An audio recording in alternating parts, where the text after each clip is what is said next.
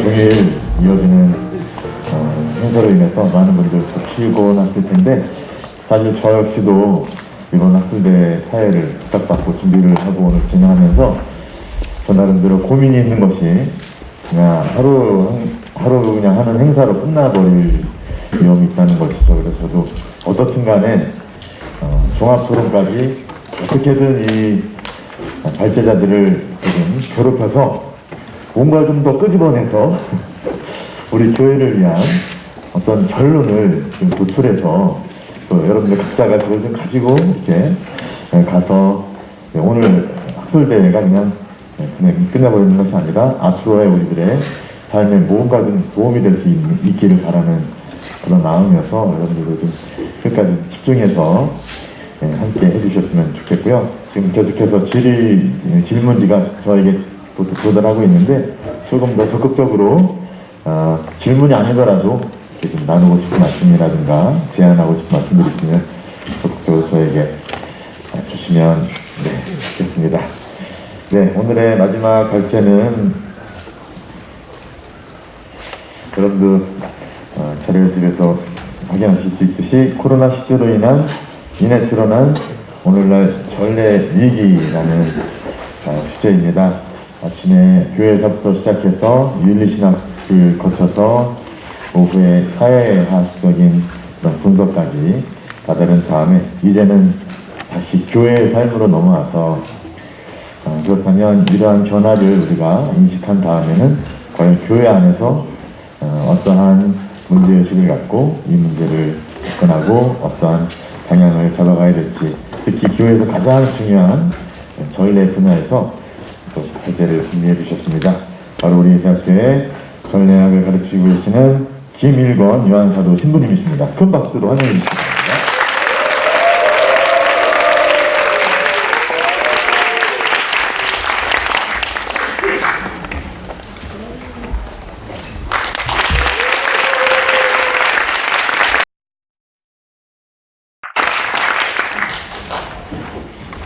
앞에 가림막이 있기 때문에 마스크를 좀 벗고서 하겠습니다.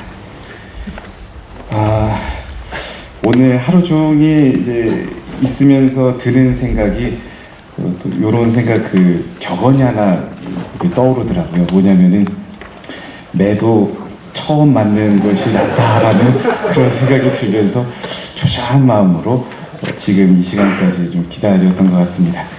게다가 또 여러분들께서 많은 그런 관심이 이제 집중되리라 이제 생각이 되는데요. 그럼에도 불구하고 또 소문난 잔치에 뭐 먹을 거 없다라는 그런 이제 이야기를 듣지 않을까 또 걱정이 되기도 합니다.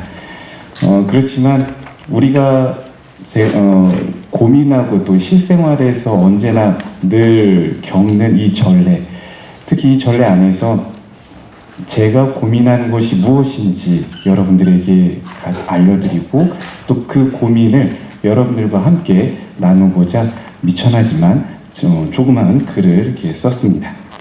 그리고 참고로 오늘 그 분량 중에서 이번 글이 제일 짧습니다. 어쩌면 40분을 다 못 채울 수도 있는데 제 특성상 중간에 딴 길로 자주 빠지지 않습니까?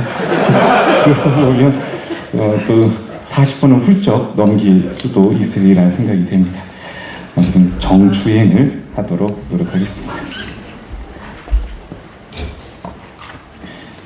지난해에서부터 시작된 이 코로나 시대는 기존의 모든 사회에서부터 해서 교회에 이르기까지 모든 것을 바꾸는 또 그리고 혼란 속으로 들어가게 만들었습니다.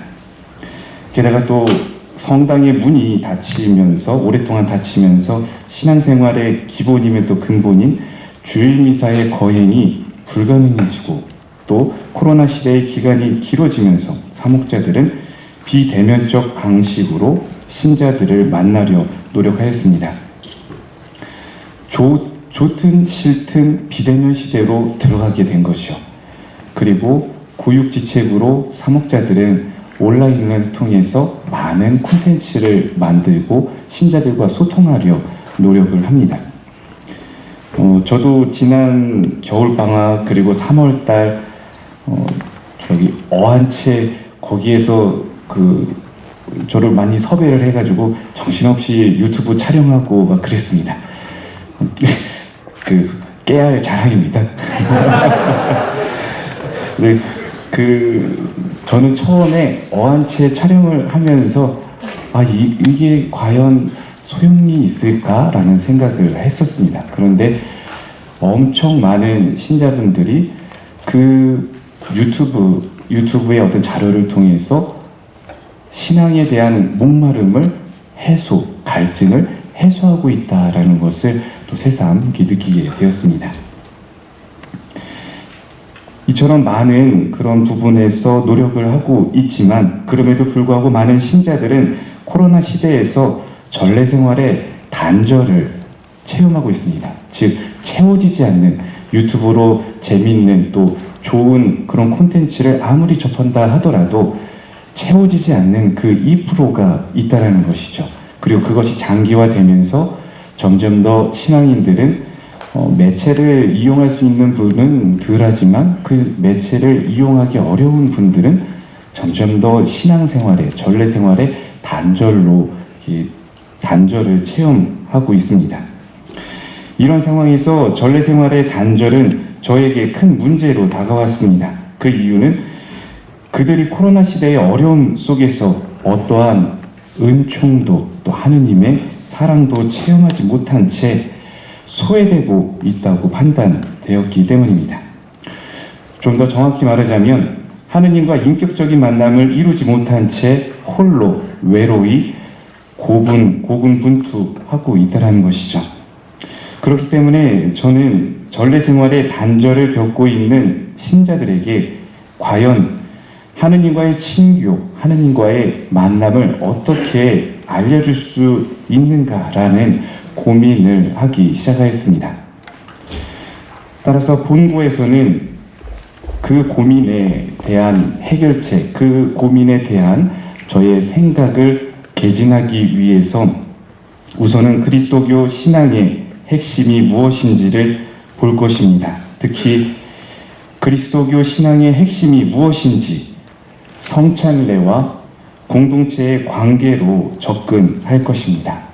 또한 코로나 시대에서 정체성의 위기를 겪는 공동체가 어떤 모습으로 변화되어야 하는지를 알기 위해 이스라엘 공동체가 겪은 변화, 즉 성전 파괴를 통해서 겪은 그 변화의 모습과 그리고 예수 그리스도를 통하여 변화된 모습, 우리가 많이 들었던 예수님의 말씀 있지 않습니까?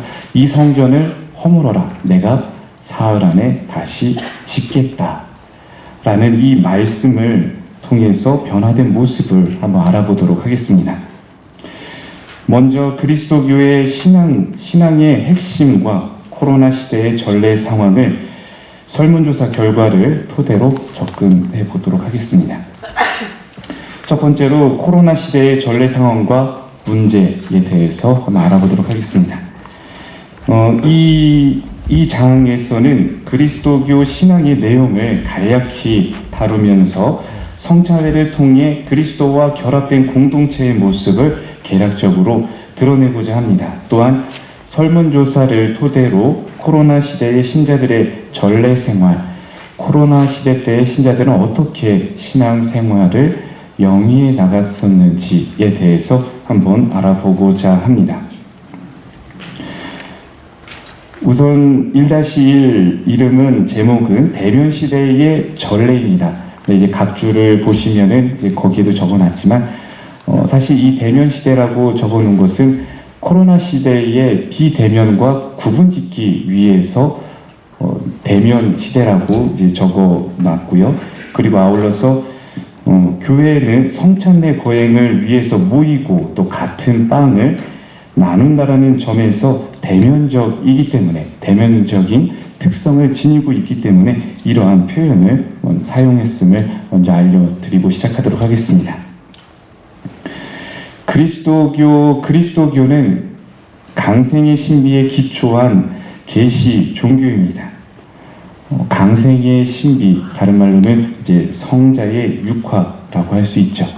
그 성자의 육화는 그리스 신화 또 로마 신화의 신들처럼 문학적이고 또 정치적인 허상이 아니라 실제 사건입니다. 우리의 삶 안으로, 우리의 시간과 우리의 장소, 우리의 역사 안으로 실제 하느님께서 들어오신 역사적인 사건입니다.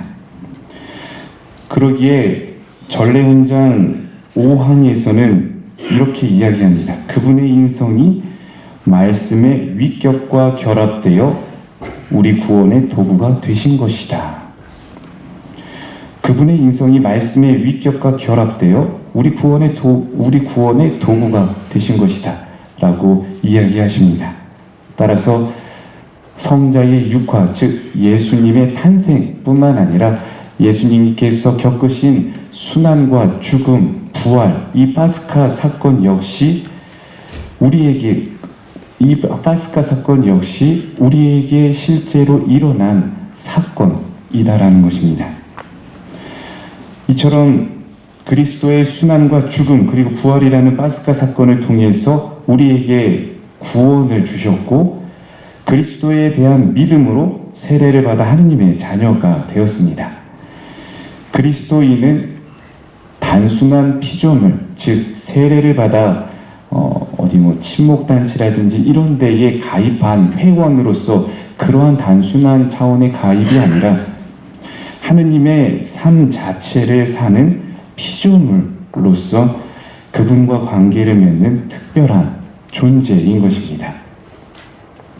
비록 우리가 세례를 받고 나서도 똑같이 죄를 짓고 또 나약하고 허약한 그런 삶을 살아가고 있다 하더라도 하느님과 관계를 맺을 수 있는 특별한 존재이다라는 것이 바로 그리스도인의 중요한 특징 또 특성이라고 할 수 있습니다. 이렇게 세례로 하느님의 자녀가 된 그리스도인은 삶의 역사 안에서 하느님과 관계를 맺습니다. 그리스도는 이들을 당신의 신부인 교회로 부르시고 또 당신과 결합시키시며 성부께 공적인 예배를 드리게 합니다. 특히 모든 전례 생활의 중심인 희생 제사와 성사들을 통하여 지속적인 구원 활동을 수행하게 하셨습니다. 그때부터 교회는 나를 기억하여 이를 행하여라 라는 그 명령에 응답하고자 파스카 사건을 거행하기 위해 주님의 날에 모이기를 게을리하지 않았습니다. 이에 대하여 전례헌장 6항에서는 다음과 같이 이야기하고 있습니다. 전례헌장 6항의 내용은 여러분들이 한번 책을 이렇게 참고하시면 되고요. 아직 주일이 아니었음에도 초대교회 때 아직 주일이 즉 주님의 날이 명백히 휴일이 아니었음에도 불구하고 왜냐하면 그때 당시에 안식일이 어떻게 보면 휴일이고 안식일 다음 날인 이 주일은 평일이었습니다. 주간 첫째 날로서 일을 시작하는 날이었죠.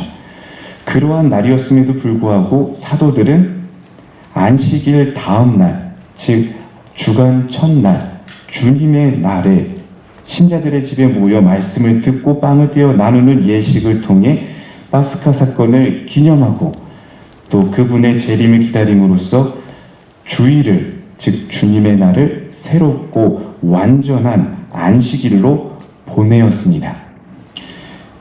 여기서 빵 떼어 나누는 예식도 파스카 신비의 중요한 표징이지만 주일의 성찬례 거행을 위해 모인 회중들, 성찬례 거행을 위해서 신자들의 집에 모인 그리스도인들도 파스카 신비의 중요한 표징 중의 하나입니다. 성령 안에서 예수 그리스도와 함께 찬미와 영광을 성부께 드리고 또 일치와 친교를 위한 성찬례를 거행하기 위해 모인 공동체가 바로 교회인 것이죠. 이 표현은 전 세계에 퍼져 있는 전체 그리스도인들을 가리키는 것이 아니라 주일마다 성찬례를 거행하기 위해 모인 회중을 뜻하고 있습니다. 즉 여러분들이 아침마다 또는 주일에 성당에 모였을 때 말이 좀 꼬입니다. 그 미사에 참여하기 위해서 모인 그 사람들이 바로 교회이다라는 것입니다. 성찬례를 거행하기 위해 공동체가 형성되었다라는 표현. 성찬례를 거행하기 위해 공동체가 형성되었다, 교회가 형성되었다라는 표현은 성찬례가 공동체를 형성하는 힘이 있다는 뜻을 지니고 있을 뿐만 아니라 공동체의 목적과 공동체의 정체성이 바로 성찬례 거행에 있음을 우리에게 알려주고 있습니다. 우리는 매일 성찬례를 거행하기 때문에 성찬례가 교회 생활의, 즉 공동체의 중심이고 목적이고 또 정체성이다라는 것을 쉽게 간과하고 있습니다. 하지만 우리는 이 부분을 절대 좌시할 수 없고 또 잊어서는 안 될 것입니다. 공동체, 그리스도교 공동체가 만들어진 원인은 성찬례 거행에 있고 그 성찬례 거행을 통해서 공동체는 더욱더 강화된다. 정체성이 강화되고 있습니다. 반면 이 표현은 이러한 또 질문을 우리에게 던져주고 있습니다. 성찬례가 어떻게 공동체를 형성할 수 있을까? 성찬례가 어떻게 공동체를 형성할 수 있을까라는 이러한 질문을 우리에게 던져주고 있습니다. 이에 대한 중요한 힌트를 베네딕토 16세 교황님의 권고인 사랑의 성사에서 찾을 수가 있습니다. 사랑의 성사에서 이렇게 교황님은 이야기합니다. 성체성사는 예수님께서 당신 자신을 바치시는 행위에 우리를 끌어들입니다. 우리는 강생하신 로고스를 단지 정적으로 받기만 하는 것에서 더 나아가 그분께서 당신 자신을 바치시는 역동적인 행위 안으로 들어갑니다. 예수님께서는 우리를 당신 안으로 이끄십니다. 라고 이야기합니다.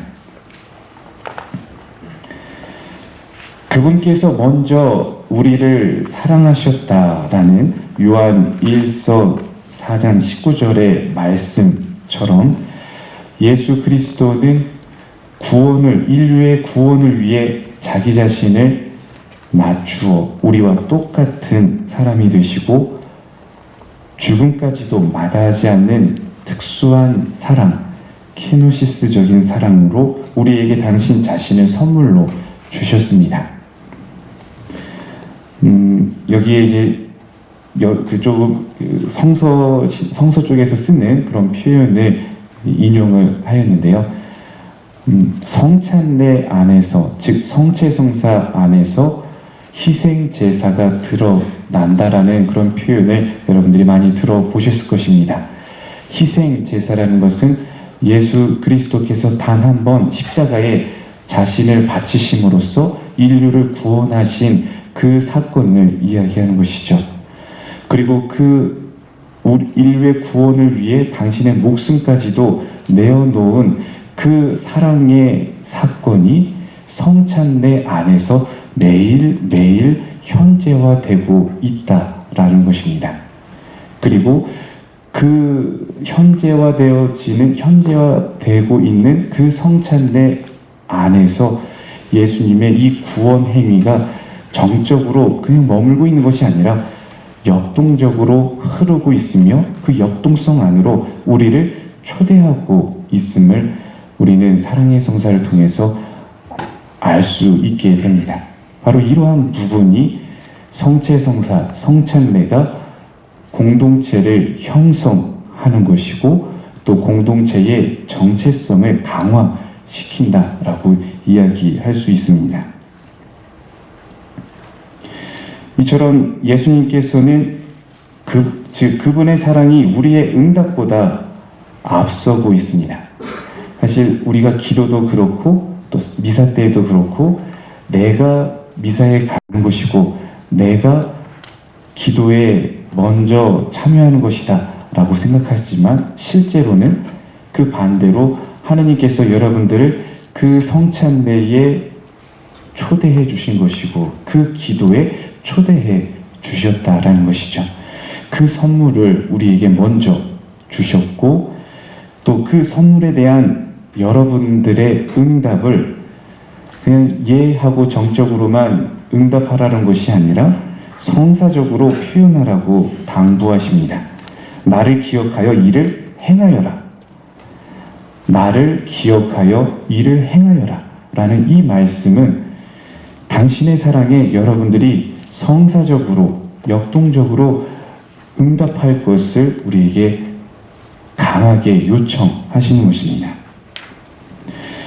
성체성사는 우리에게 당신을 선물로 주시고 또 우리를 당신 몸으로 계속 자라게 해줍니다. 그러므로 성찬례는 교회를 세우고 교회는 성찬례를 이루기에 신앙생활의 중심이 곧 성찬례가 됩니다. 이처럼 성찬례와 교회의 놀라운 상호작용, 사실 이 표현이 너무 좋지 않습니까? 성찬례와 교회의 놀라운 상호작용. 이 표현이 제 머리에서 나왔으면 얼마나 좋았겠습니까? 아쉽지만 이 표현은 제 머리에서 나온 것이 아니고 베네딕토 16세 교황님의 글에서 나온 것입니다.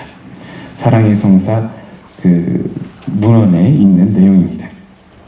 이러한 놀라운 상호작용은 역사 안에서 성령의 인도 아래 성사의 전례 양식을 발전시킵니다. 처음에는 말씀을 듣고 빵을 떼고 그러고서 파견하는 것이었죠. 그러다가 점점 더 예식이 발전이 되면서 오늘날 미사 전례의 오늘날 우리가 거행하는 전례의 형태로 발전하게 되었습니다.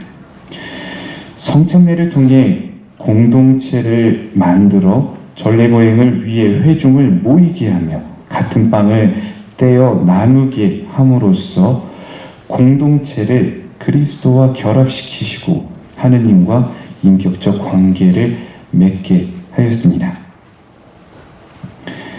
이어서 비대면 시대에서의 전례에 대해 한번 알아보도록 하겠습니다. 여러분들 자료의 앞부분, 즉 팬데믹 시대의 상황은 앞부분에서 많이 들으셨기 때문에 그 부분은 넘어가도록 하겠습니다. 165쪽으로 넘어가도록 하겠습니다. 팬데믹 시대 동안에 미사에 대한 제한이 있었고 또 모든 신신단체와 활동단체의 모임은 중단되었습니다. 그러다 보니 어쩔 수 없이 교회는 비대면 시대로 진입하게 되었습니다. 사목자와 신자들은 비대면적인 방법으로 전례를 거행하였고 또 그 과정에서 신자들은 주일 미사를 평화방송과 또 유튜브로 시청하였습니다. 자료 여러분들이 각 주에 보시면 전년 대비 평화방송의 증가율이 623%가 증가하였고 유튜브로 미사를 참여하였던 증가율은 555%가 증가하였습니다. 이것이 가능한 것이 저의 부모님들도 유튜브를 잘 모르시지만 미사를 유튜브로 한다라고 하니까 저에게 유튜브 어떻게 하는 거냐라고 알려달라고 요청하셨고 또 그것을 알려드리고 그리고 또 시간이 되면 그 유튜브를 통해서 미사에 참여하시더라고요. 이러한 모습만 보더라도 이러한 폭발적인 증가가 당연하다라는 생각이 듭니다. 그리고 또한 여러 가지 방법으로 대송을 바쳤습니다. 대표적인 것이 바로 유튜브 시청이라든지 또는 묵주기도 또는 주님의 기도, 성모성, 영광송을 바치는 이러한 방법들이 제시가 되었죠. 사목자들은 미사하는 모습을 온라인으로 송출하거나 또 강론을 동영상으로 만들어 배포하였으며 대송이나 또 신령 성체의 방법을 공유하는 등 사목적 노력을 게을리하지 않았습니다.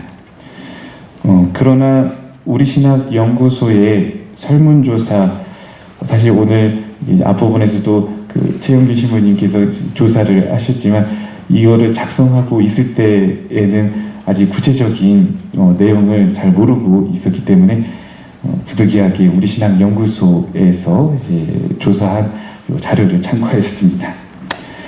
우리 신학 연구소의 설문조사 중에서 미사 중단 시기 본당의 활동 결과를 이렇게 보면은 신자와 사제의 응답에서 어떤 차이점을 좀 발견할 수 있습니다. 여러분들이 이제 그 도표를 보시거나 아니면 이제 화면을 보시면은요, 빨간색 또 초록색으로 이렇게 퍼센트, 중요한 퍼센트의 이제 색깔을 칠했습니다. 우선 사제들을 보게 된다면 맨 밑에 있는 항목서부터 보시면 본당 소식 및 강론 등 문자 전달에서는 70.9%, 이것은 이제 중복으로 선정할 수 있기 때문에 여러 가지 이렇게 높은 숫자들이 계속 나왔습니다. 그리고 대송 및 신령 성체 방법 공유, 다양한 신앙생활 안내, 이러한 부분에서 사제들은 높은 퍼센테이지를 이렇게 차지하고 있습니다. 이것을 보면 사제들이 온라인을 통해서 신자들과 소통을 하려 사목적인 노력을 많이 하였다라는 것을 알 수가 있습니다. 그런데 반면에 신자들의 그 항목 퍼센테이지를 본다면 본당 소식 밑에서 보시면 49.7, 사제들의 그 퍼센테이지와 대비를 해서 보시면 적게는 1.5배, 많게는 2배 정도까지의 퍼센테이지의 차이가 보입니다. 그리고 위에서 두 번째 항목인 활동 없었거나 모름이 20.6%나 됩니다. 이것을 보게 된다면 사제들이 많은 노력을 하였지만 그럼에도 불구하고 신자들에게는 그것이 충분히 전해지지 않았다. 즉 사목자들의 사목적인 노력, 그 소통이 신자들과 온전히 소통되지 않았다라는 것으로 판단되어집니다. 특히 소극적으로 신앙생활에 임했던 신자들과의 소통은 더욱더 어려웠으리라 생각되어지는 대목입니다. 이러한 결과들은 지금까지 우리 신앙생활의 모습을 돌아보게 합니다.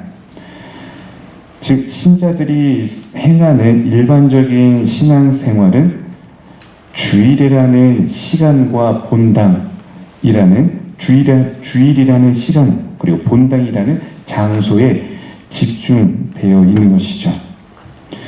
우리의 신앙생활은 성당이라는 장소와 또 그 장소에서 이루어지는 전례 및 교회 활동에 한정되어져 있고 사목자들 역시 성당에 나오는 신자들을 대상으로 하는 활동에 국한되어 있습니다.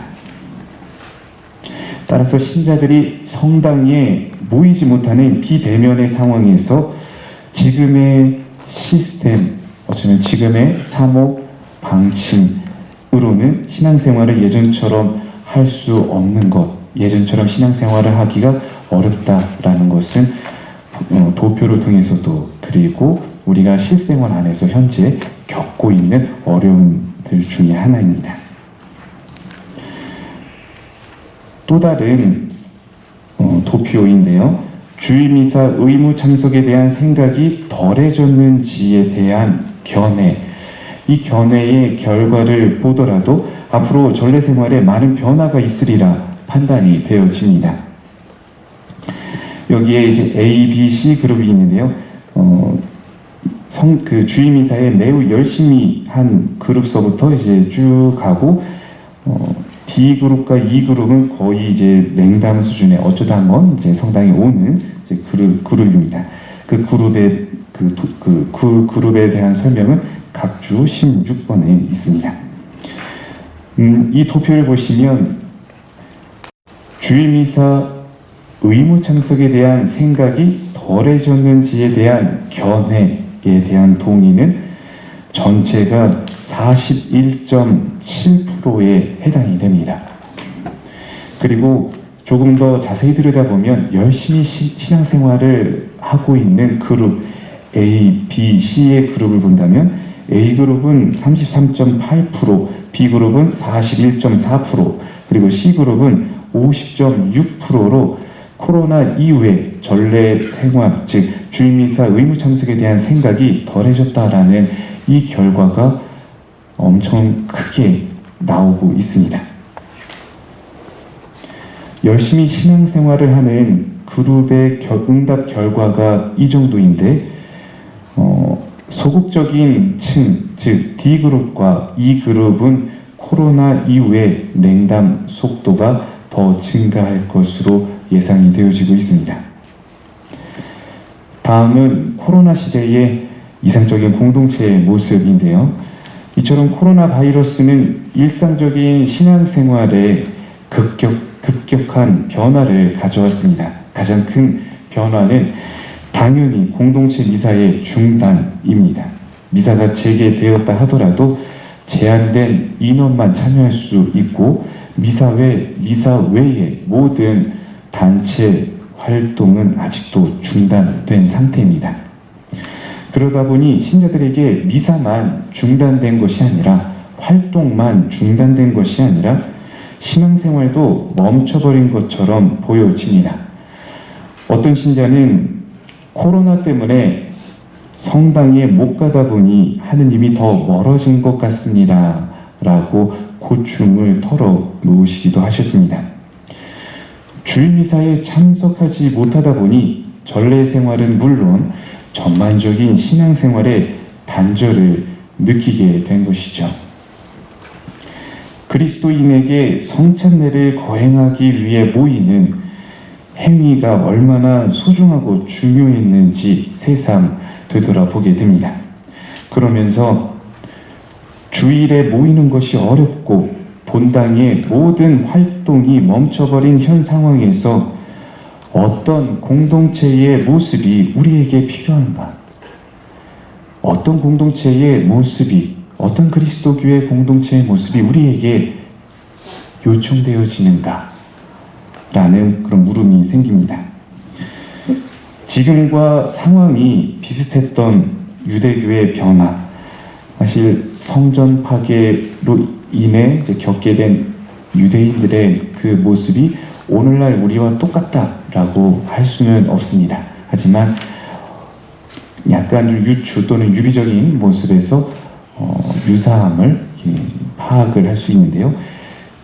그러한 유대교의 변화, 그리고 예수 그리스도를 통하여 변화된 성전의 모습을 통해서 이 무릎에 대한 실마리를 찾아보려고 합니다. 우선 첫 번째로 예루살렘 성전 파괴로 본 공동체의 모습을 한번 알아보도록 하겠습니다. 이스라엘 백성에게 예루살렘 성전은 하느님이 머무시는 거룩한 곳으로서 그들에게 제사와 기도의 중심지이자 신앙의 구심점이었습니다. 예루살렘 성전이 BC 586년에 이방인들의 침략에 의해서 파괴됩니다. 약 400여 년 동안 예루살렘에 건재했었던 그 성전이 파괴됩니다. 이스라엘 백성들에게 중심, 신앙생활과 정치, 그리고 정체성의 중심지였던 그 성전이 파괴되었을 때 그들이 겪었던 그 충격은 어마어마하였을 것입니다. 반대로 우리나라에서도 숭례문이 화재로 파괴가 되었을 때 우리가 겪었던, 느꼈던 그 상실감, 그 충격은 어마어마했었습니다. 이스라엘 백성들에게는 우리가 느꼈던 그 느낌보다, 그 충격보다 더 크게 느껴졌을 것입니다. 제사와 기도의 중심이었던 성전이 사라졌고, 또 이방인들의 손에 의해 하느님의 집이 허물어졌을 때 이스라엘 백성들이 겪은 혼란과 상실감은 말로 표현할 수 없을 것입니다. 성전의 파괴는 그들에게 단순한 건물만 잃어버린 것이 아니라 종교 자체를 잃어버린 것이고, 곧 민족의 정체성, 공동체의 정체성을 잃어버린 충격적인 사건입니다.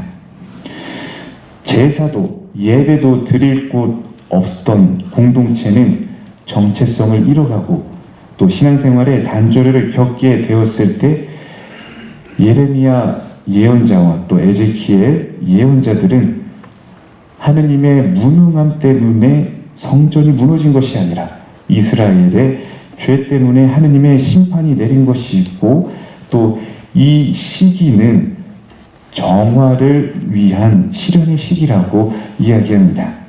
이 부분은 예레미야서 7장 22절에서 23절에 있습니다.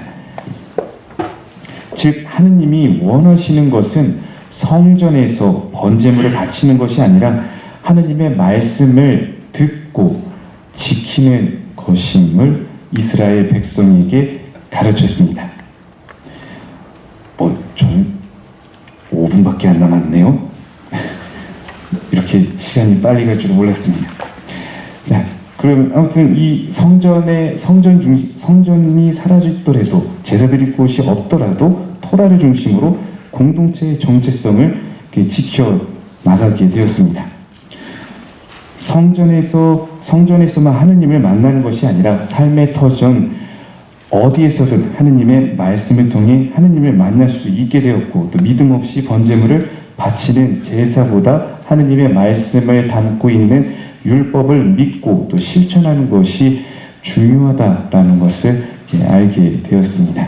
바로 이 계기는 성전 파괴는 충격과 슬픔이었지만 신앙생활의 성전 중심의 신앙생활에서 율법 중심, 즉 토라 중심의 신앙생활로 바뀌게 된 계기가 되었고, 또 성전이 파괴되더라도 삶의 영역에서 하느님과 관계 맺을 수 있음을 알게 된 신앙생활의 확장을 이룬 사건이었습니다. 다음으로는 그리스도의 파스카 사건으로 본 새로운 성전을 알아보도록 하겠습니다. 신약에서 특히 요한복음에서 성전 정화 이야기를 보게 되면 유대인들이 예수님께 묻습니다. 당신이 이런 일을 해도 된다는 무슨 표징을 보여줄 수 있어? 라고 묻자 예수님은 이렇게 이야기하시죠. 이 성전을 허물어라. 그러면 내가 사흘 안에 다시 세우겠다. 그리고 나서 요한복음사가는 그에게 또 이어서 이야기합니다. 그분께서 성전이라고 하신 것은 당신 몸을 두고 하신 말씀이었다. 이는 관행적으로 제물을 사고 팔면서 제사를 드리는 돌로 만들어진 성전을 허물고 새롭고 영원한 성전에서 끊임없는 희생 제사가 이루어질 것을 미리 알리는 말씀입니다. 예수님께서 숨을 거두시는 순간 성전의 휘장이 위에서 아래까지 두 갈래로 찢어집니다. 사실 이 부분에서 조금 더 부연 설명을 하려고 여기에 다 적어 놓았었는데요. 시간상 생략하고 넘어가도록 하겠습니다. 그 성전의 휘장이 찢어지면서 옛 성소가 하느님 현존의 장소로서 지녔던 신성함은 사라지게 되고, 하느님께 예배드리는 성전이 더 이상 예루살렘의 성전이라는 한정된 공간이 아니라 단 한 번 십자가의 희생 제사를 통해 부활하신 예수님의 몸이다라는 것으로 확대되어지는 것입니다. 즉 새로운 형태의 제사가 즉 완전한 제사가 이루어졌고 시작이 되었다라는 것을 알려주고 있습니다. 그리하여 예수님께서는 그분 스스로 하느님과 인간이 만나 인격적인 관계를 맺는 거룩한 성전이 되셨고, 더 이상 한정된 공간에서 동물을 제물로 바치는 불완전한 제사가 아니라 성령 안에서 그리스도를 통해 성부께 거룩한 제물을 바치는 합당한 예물을 드리게 되었습니다. 즉 구약의 성전에서 하느님을 만나는 곳, 즉 속죄를 위해서만 하느님을 만나는 곳이었다면, 신약에서 성전은 즉 예수 그리스도를 통해 하느님이 인간을 얼마나 사랑하시는지를 체험하고 또 그 사랑 안에서 하느님과 인격적인 관계를 맺는 곳으로 확장되어지게 됩니다. 오늘날 교회 공동체는 코로나19로 인해서 모일 수 없다는 근본적인 위기 상황에 봉착해져 있습니다. 성전을 버리고 또 토라로 돌아가야 한다라는 것을 이야기하는 것은 아닙니다.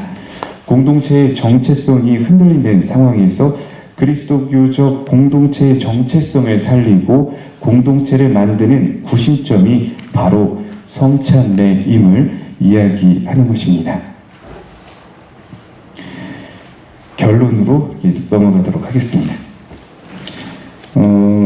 결론에서 좀 중요하게 이제 말씀을 드리고자 하는 것은, 사실 여러분들이 이 글을 보시면서 오해할 가능성이 없지 않아 있을 수 있습니다. 즉 성당에 나갈 수 없으니 집에서 개인적인 그런 신심행위로 신앙생활을 하자, 이러한 그런 목적, 그런 이야기가 절대 아닙니다. 또 성전을 버리고 토라 중심으로 가자, 말씀 중심으로 가자, 이러한 이야기를 하고자 하는 것도 절대 아닙니다. 코로나 상황에서 우리가 느낀 가장 큰 위험, 그것은 바로 그리스도교 정체성이 흔들리고 있다는 겁니다. 즉 주일에 성당에 오지 못하기 때문에 주일에서 느꼈던 그 그리스도교 공동체, 이것에 대한 정체성이 흔들리게 되고, 또 그 정체성이 흔들린다라는 것은 곧 전례의 위기라고 판단되어집니다. 왜냐하면 공동체의 정체성은 성찬례 거행, 즉 파스카 신비를 거행하는 것에 있기 때문이죠. 성찬례는 공동체를 만들고 또 공동체는 전례를 거행하는 이 조화로운 상호 관계를 지니고 있기 때문입니다. 이스라엘 성전 파괴와 또 예수 그리스도의 성전 이야기를 통해서 본당 성찬례의 삶을 본당에서만 국한된 것이 아니라 가정과 또 일터로 확장해야 합니다. 그러면 전례를 본당에서 뿐만 아니라 가정에서 하자, 이것은 절대 아닙니다. 즉 성찬례를 통해서 우리가 살게 되는 그 성찬례의 삶을 본당이라는 국한된 장소에서만 하는 것이 아니라 가정과 또 우리 삶의 영역으로 확장, 또 일터로 확장해야 된다는 것입니다. 사실 앞으로 저희가 더 연구해야 되는 부분이 바로 이 부분에 있습니다. 즉 본당 공동체에서 본당 공동체에서 거행하는 것과 또 성찬례의 삶, 즉 가정과 사회로 어떻게 번져나갈 수 있는가라는 이러한 질문에 사실 가장 중요한 키워드는 가정 공동체와 보편 사제직이라고 생각이 되어집니다.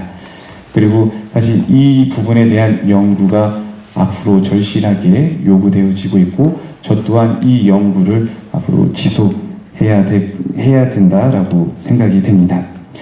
이것을 중심으로 성전에 갇혀있던 성찬례의 삶을 성전 밖으로 확장할 수 있을 때 그리스도교의 정체성, 즉 성찬례를 중심으로 하는 그리스도교 공동체의 정체성을 강화할 수 있고, 또 신앙생활의 단절, 전례 생활의 단절을 극복할 수 있으리라 생각이 되어집니다. 부족한 그런 내용이지만 끝까지 이렇게 들어주셔서 감사드립니다.